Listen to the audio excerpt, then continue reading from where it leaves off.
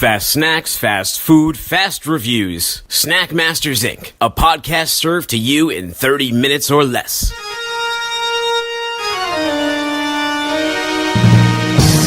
Masters Incorporated. Snack Masters. Snack Masters. You'll be snacking with the Snack Masters. Snack Masters.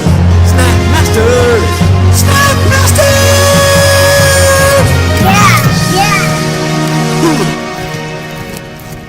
Hello and welcome to Snack Masters Incorporated. I'm your host, Dooner, here with the Tyler Gauge of square dancing. It's MSG. How are you, buddy? I'm great, man. How are you doing? I'm doing fantastic. You know, I was doing a little research on your state as I was trying to come up with these superlatives, and I learned that the state dance of Idaho is the square dance. Is that a big thing there, or is it just because you had to pick a dance? Oh, no, it's huge. Everybody does it.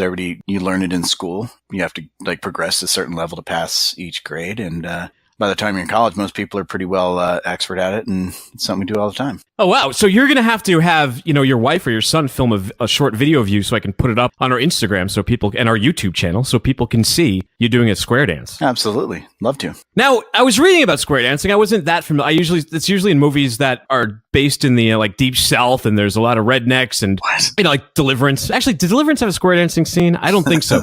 The best square dancing scene in any movie is in this B movie called Howling New Moon Rising, which is a movie about a werewolf, but it randomly has all of these long square dancing scenes. And I don't know if they just needed filler or what, because it adds nothing to the plot, but I'm thankful that they put it in there. Yeah, me too. Is there a famous square dancer at Idaho? It's hard to narrow it down. I mean, there's so many. I think Wilson Hamer is one that comes to mind immediately, but there's obviously the Hall of Fame down in Boise and stuff that a lot of people go to. Is this real? Are you telling me the truth right now? Yeah, you can look it up. Oh, wow. So you've really square danced for years? So is that a normal thing? Like you and your wife and another couple would go out to a bar or something, and then people would just start square dancing? Well, yeah. I mean, we usually go out just a couple, but... Oh, you can meet other people there, right? You can be like, oh, let's square dance together, or do you just join someone else's, while they're already square dancing, you can just jump in, may I cut in? Well, usually it's a group event, so it's just you don't go grab somebody else's partner, you don't do that. Have you ever seen, fights started over that because you were square dancing too close to someone else's lady, or you're square dancing too provocatively? No. No, not like that. I mean, sometimes you bump into people and it, depending on how much they've been drinking and stuff, they can get mad, or you mess up the steps and people get kind of, but no, I've never seen a fist fight over it. Now, you gotta understand, in Boston, we don't have square dancing here. It would be really odd to see that. You'd have to, I don't know where you'd have to go to find square dancing. Maybe, Idaho. Maybe Worcester, or one of our more, maybe Fitchburg. There's a lot of I don't want to say backwoods people, but there's a lot of backwoods people there. I don't want to say backwoods. That's unfair. Careful. Boston is a very it's a mean town. People just sit around angrily playing Keno. Oh my God! We gotta call the aquarium or something, dude. And staring at if you go to a bar during the day in Massachusetts, almost any bar, there'll be a bunch of old dudes playing Keno. Just got back from Nantasket. The talent level was awesome down there. There was a deer in the water at Nantasket Beach. Imagine that. They'll be watching The Price is Right and Days of Our Lives. I was gonna say Days of Thunder. That would actually be kind of cool. No, they're watching Days of Our Lives, but they don't dance. They would never dance. That would never happen. You would probably get assaulted. Have you ever won a ribbon or anything doing it? I'm really fascinated by the square dancing now. Is it is it an elective in school? Is it a sport? Well, it's kind of a requirement, but or it's a way of life. Oh yeah. Taking the recorder. No, I mean, you want to. It's kind of a rite of passage just because, it's just what we do. But no, I've never won any competition. I've been in a couple, but, some of these people are just, they're really good. What's the best square dancing movie? Dirty Square Dancing? Do they have something like that? There's not a lot of, other than, documentaries and stuff like that. I don't think Hollywood just hasn't caught on yet. They did that thing with the swing dancing. That was... a little. Remember when? What's that movie? Gosh dang it! Newsies. Swingers. Swingers wasn't about swing dancing, dude. It's a Vince Vaughn movie about laying pipe. Nothing wrong with letting the girls know that your money. Yeah. No, what is that? The Vince Vaughn movie. That's what I mean. Yeah, no, I know what you're talking about. Dude, see, Right. I don't do a lot of dancing, but I did my wife a solid when we were getting ready for our wedding. I did take dance lessons for a little while, and I think I learned like the paso doble. I think that's what we did at our wedding was the paso doble. I don't know what it is. I was nervous as hell to do it, and I'm just glad I got through it and I powered through that, and I was just there so I didn't get fined. But I got a question. Do you put Parmesan on your spaghetti? I do. Yeah, we just usually use the standard Kraft shaker of grated Parmesan, yeah. Well, you may want to reconsider that because they're currently, and so is Walmart, under a lawsuit for putting too much cellulose in their Parmesan cheese. And cellulose is an anti-caking agent, but it's also wood pulp. Okay. I.e. sawdust. Were you aware of that when you were eating your Parmesan cheese, that it was wood pulp on there? No, but thank you for letting me know.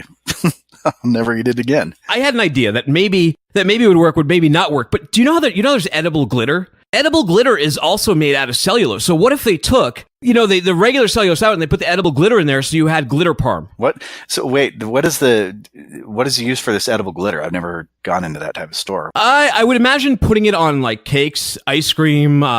I'm not really sure. I mean, I could think of plenty of uses. You can't think of any uses for edible glitter? Yeah, I can, but this is, I could think of uses for all age groups of edible glitter. But the use I'm thinking of right now is, what about glitter parm? You could put, I'm trying to think of what would look good. If you put some green on your spaghetti, it would look like the flag of Italy. You might be onto something there, yeah. You know what Parmesan looks like? The Kraft kind? It looks a lot like, have you ever used a pet egg before? Yeah, gross. Come on, man. No. So I'm going to tell you something. I had this roommate. She kept saying that I was using her Kraft Parmesan cheese. And I wasn't using her Kraft Parmesan cheese. But one day after using my pet egg, I decided to top it off for her. And since I never used the Parmesan cheese, I didn't care. And you know what? She never noticed. She was none the wiser. She never complained. She never threw it out. So that is so gross. What did she... It was a crime against culinary experience. Well, you know what? Now you get sawdust and feet shavings in there. What else do you want in there? You need to get the fresh Parmesan. Moral of the story. I'm not touching that. No, I got one more thing I want to jump out here with. I was reading an article about a guy in San Francisco. He's going to the bathroom and he thinks his intestine is hanging out. So he grabs onto it and he starts pulling it out of his body. And lo and behold, he just keeps going, like a magician with a handkerchief disappearing down his throat, but going the opposite way, or like a sword swallower, except out of his butt. And he just keeps pulling and pulling and pulling. And he pulls out a 5-foot-long tapeworm.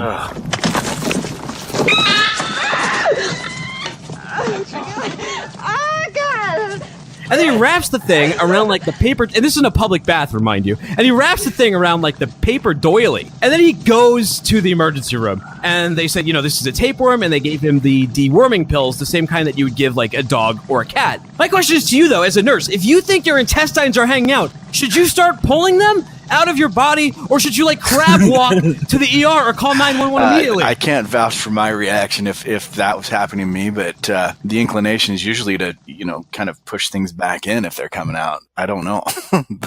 Can't imagine. Yeah, have you ever had a tapeworm before? Not that I know of. One of my teachers said that used to be a really famous diet back in the 60s or something. They'd give you a pill, and then 30 days later you'd take this other pill, and in the meantime you'd lose a bunch of weight, but they said there's actually a little tapeworm inside of there, and the second pill you took would kill that tapeworm. So something similar to that was on remember that old Rip Spike TV? Remember that old Spike TV show, 1,000 Ways to Die? Yeah. Well, one of them on there was some girl who ate some foot Parmesan and died. No, she ate a tapeworm.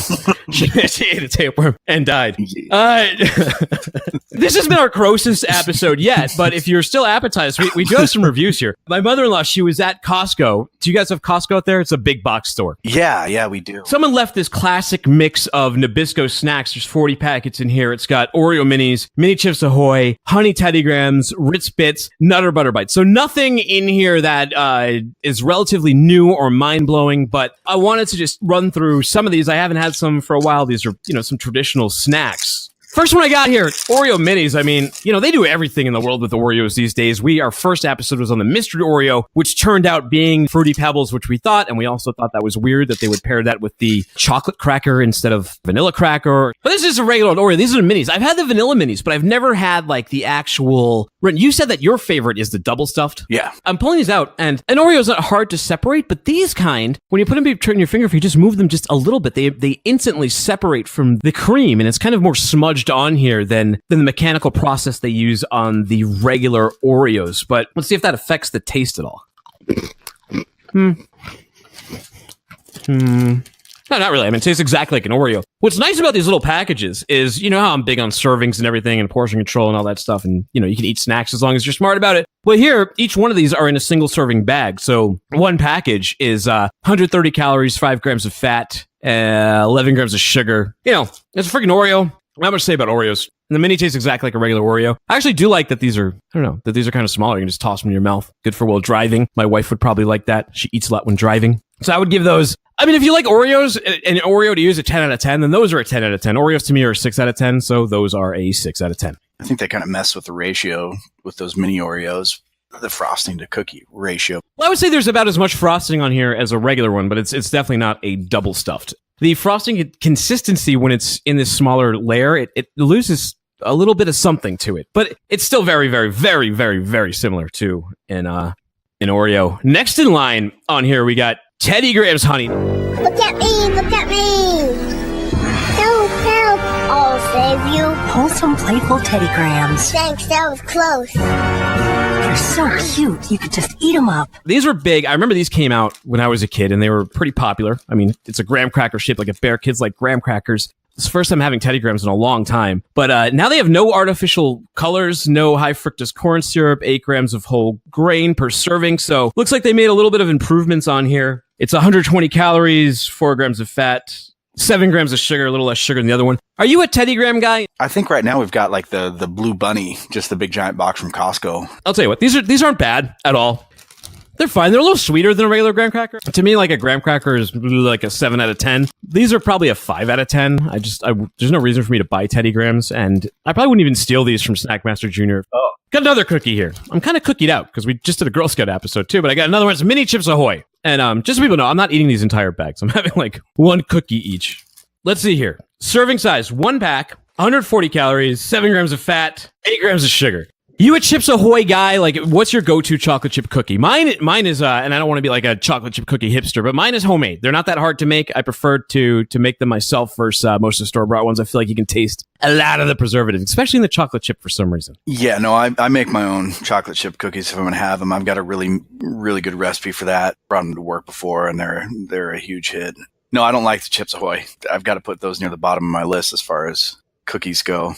I'm always disappointed when I eat one of those. They're just too crispy, and I don't like them. Yeah, no, they really are. There's you know that? I mean, it's crunchy, it's dry, it's really, really crumbly. Like I'm covered in crumbs after just like 2 bites on a mini Chips Ahoy. Mm-hmm. When I think of like a store-bought cookie, I do think of a Chips Ahoy. They're kind of the archetype of what a store-bought chocolate chip cookie is, but that's not a good thing because I don't really like them. And one of the nicest things about making your own chocolate chip cookies is when like you first take them out of the oven. And after like 10 or 15 minutes, they start to settle in there, but the chocolate chips are still kind of warm. You know what I'm talking about? And you bite into it and you get that melty chip in your mouth. Yeah. That's what I'm talking about. That's like, you know when you bring home ice cream from the grocery store and it never tastes better than like when you first take it out of the grocery bag and take some scoops. It's like that perfect meltiness that you never have the patience to wait for at home. Yeah. Got 2 more here real quick. We got the, it's another cookie. It's Nutter Butters, but these are pretty good. Oh, yeah. 130 calories, 5 grams of fat, 8 grams of sugar. See, all this stuff's basically the same. Everyone knows what a Nutter Butter is, right? It's a peanut butter cookie with peanut butter in the middle, and then another cookie on top. These are all mini versions of the regular ones. I think like a real actual Nutter Butter is shaped like a peanut, if I'm not mistaken, right? Right. These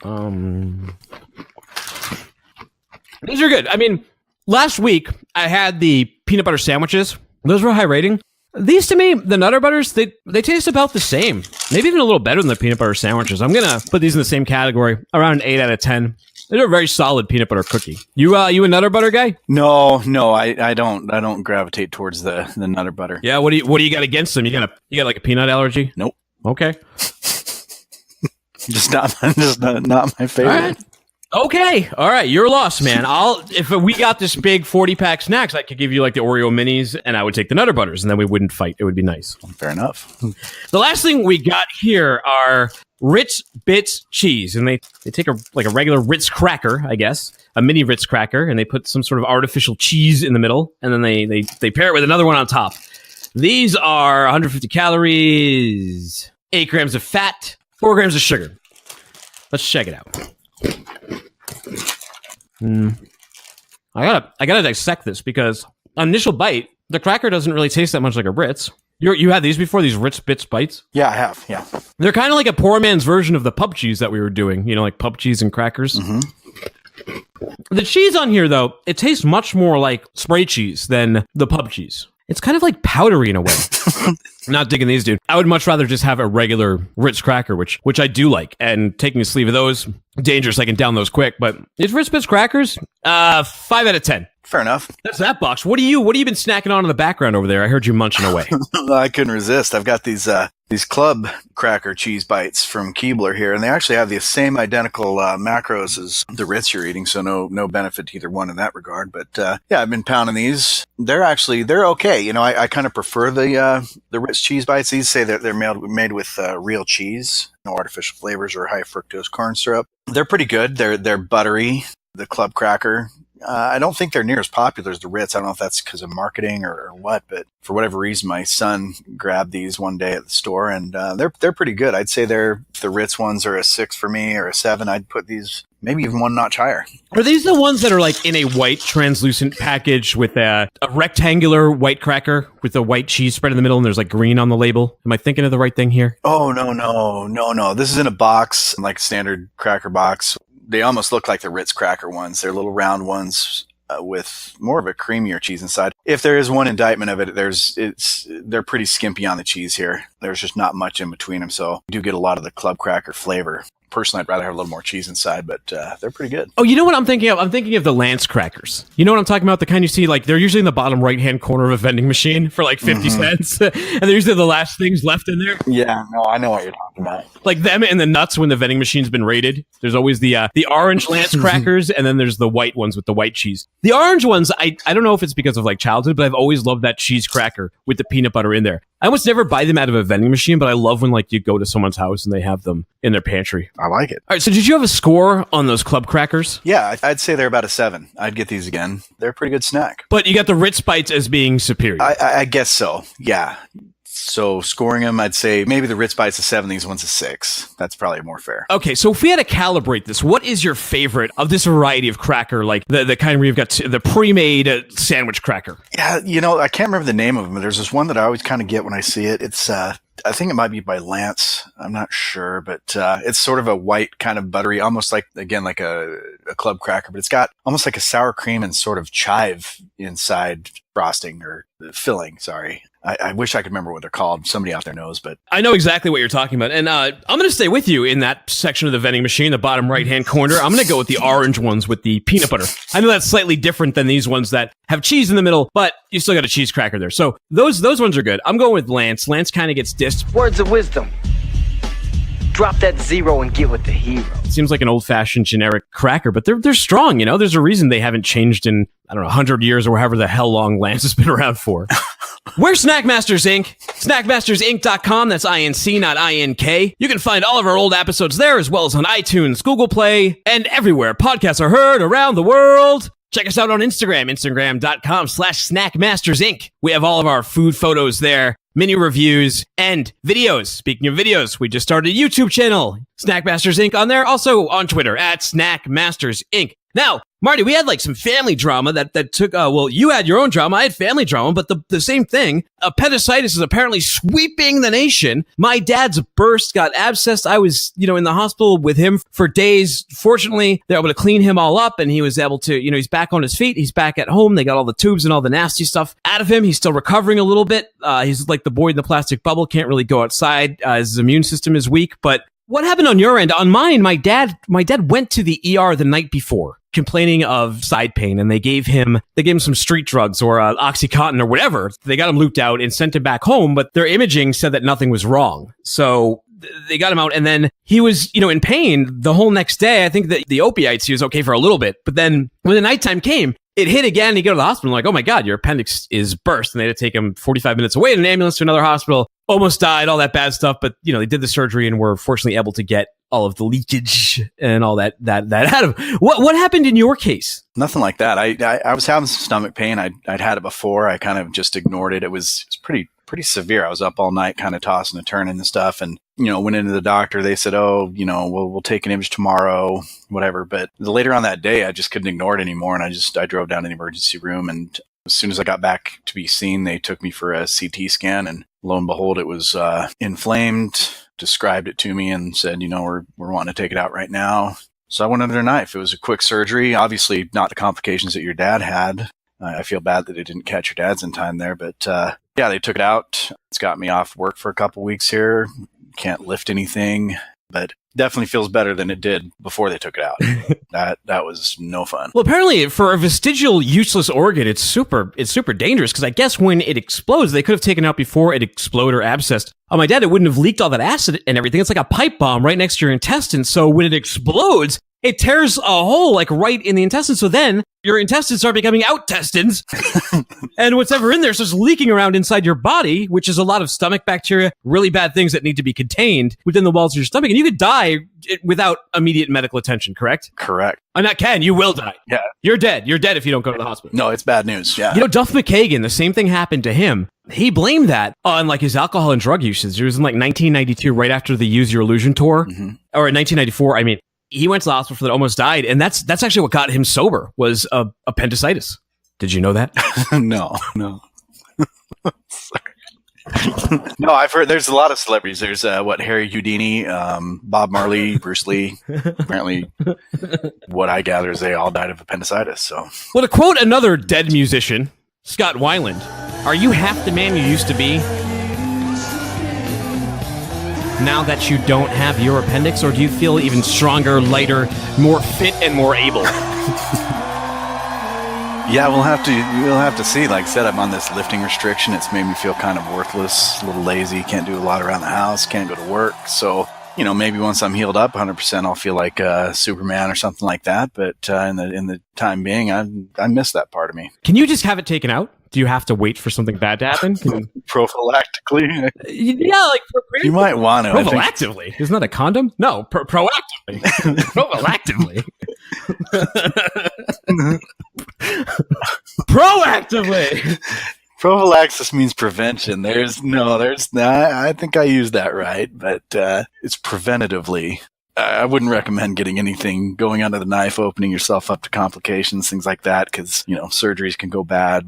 No, just leave it in there until it starts hurting and then get it out immediately. Okay, I mean, there's over 200,000 cases of appendicitis a year, though, so it's not something that's that rare, but I guess population-wise, that's what, like 1% or something to that effect, so maybe you really shouldn't rush out and get your appendix removed.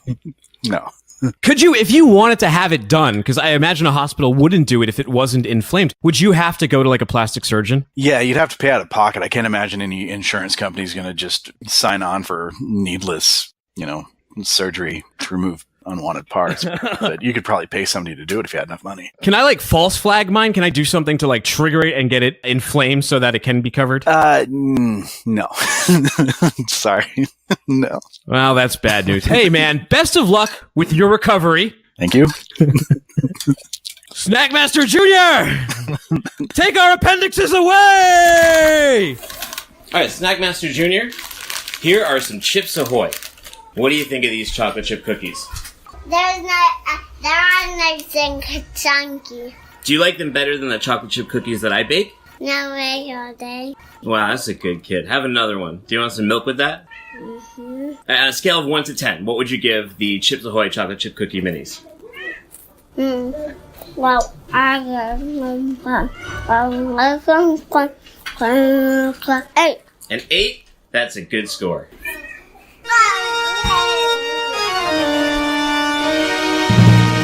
Snack Masters Incorporated. Snack Masters